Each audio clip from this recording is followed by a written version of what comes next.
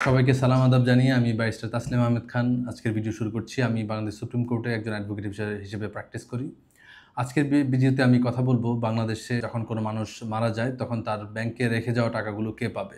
বাংলাদেশে একটা কমন একটা ধারণা হচ্ছে যে একজন ব্যক্তি যখন মারা যাবেন ওই মৃত ব্যক্তির সমস্ত টাকা, তার সমস্ত সম্পত্তি তার উত্তরাধিকার পাবে। কিন্তু বাংলাদেশ ব্যাংক কোম্পানি অ্যাক্ট নামে একটি আইন আছে এবং সেই আইন অনুযায়ী বাংলাদেশে কোনো মৃত ব্যক্তির টাকা শুধুমাত্র উনার যে নমিনি আছেন ওই অ্যাকাউন্টে শুধুমাত্র তিনি এই টাকাগুলো তুলতে পারবেন এবং এই টাকাগুলো যদি তার উত্তরাধিকারীদের মধ্যে বা তার ফ্যামিলি মেম্বারদের কাউকে যদি নমিনি হিসেবে ওই অ্যাকাউন্টে রেখে না দেওয়া হয় তাহলে তারা এই অ্যাকাউন্ট যদিও তারা উত্তরাধিকার সাকসেসর কিন্তু তারা এই মৃত ব্যক্তির কোনো টাকা উত্তোলন করতে পারবে না।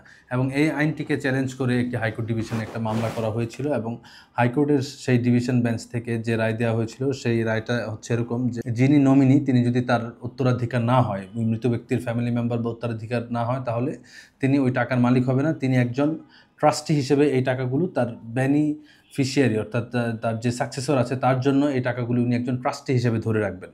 অর্থাৎ তিনি টাকাগুলো উত্তোলন করবেন কিন্তু টাকাগুলো তিনি এনজয় করতে পারবেন এবং অ্যাপিলেট ডিভিশন এই রায়টিকে স্থগিত করে দেন এবং করে দিয়ে বাংলাদেশ ব্যাংকের যে আইনে যেই কথাটি বলা আছে সেটি বহাল রাখেন। অর্থাৎ শুধুমাত্র একজন নমিনি একজন মৃত ব্যক্তির টাকা তুলতে পারবেন।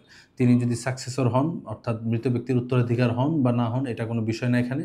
তিনি যদি তাকে যদি নমিনি করে রাখা হয় তাহলে শুধুমাত্র তিনি ওনার ব্যাংকের অ্যাকাউন্টের টাকাগুলো উত্তোলন করতে পারবেন।